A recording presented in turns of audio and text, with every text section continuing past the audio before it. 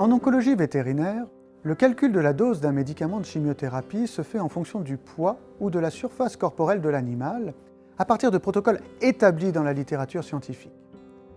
La dose s'adapte à chaque patient donné en fonction de l'espèce et de la race, de la présence d'éventuelles comorbidités, mais aussi de la numération formule sanguine au nadir neutrophilique, de l'âge de l'animal et enfin de la visée curative ou palliative du traitement. La préparation d'une dose d'agent cytotoxique est une étape clé nécessitant une précision dans le calcul et dans la cohérence entre le volume calculé et le volume prélevé. En effet, l'intervalle thérapeutique de ces agents est très proche de la dose toxique et ces précautions sont nécessaires afin de limiter les effets secondaires du traitement.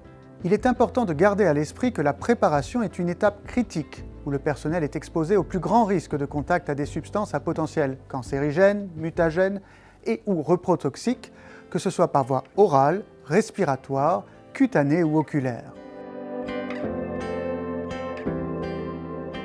L'utilisation de systèmes clos est recommandée dans toutes les directives nationales et internationales et demeure indispensable afin de se protéger lors de la préparation des agents cytotoxiques en médecine vétérinaire.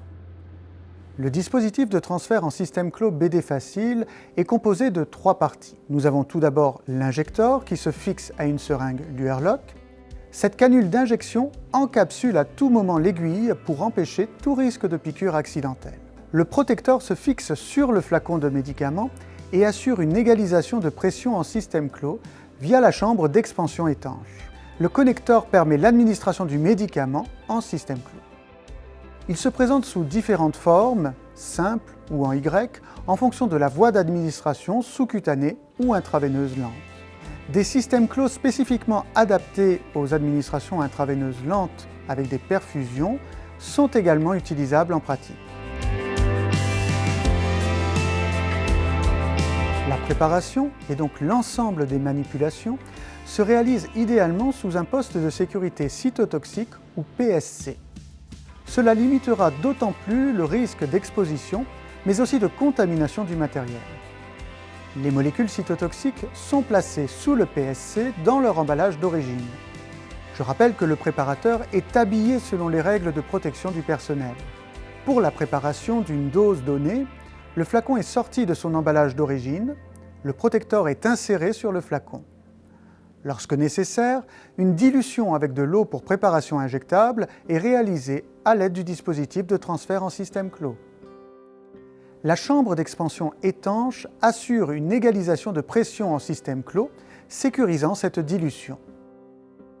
La seringue Luerloc adaptée au volume à prélever est vissée sur l'injecteur en prenant soin de conserver une quantité d'air équivalente au volume à prélever.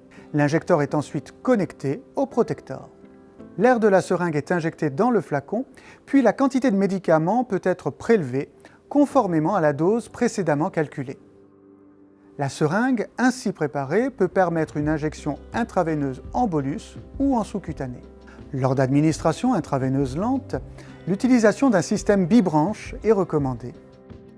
Ce système est fixé à une poche de NaCl 0,9% qui servira de rinçage du système et une poche de soluté, le plus souvent du NaCl 0,9% ou du glucose 5%, qui recevra la dose de molécules à diluer à partir d'un transfert en système clos. Un perfuseur est ensuite connecté à cet arbre afin de permettre l'administration à l'animal. Une fois fixé, l'ensemble du système clos ne doit plus être démonté.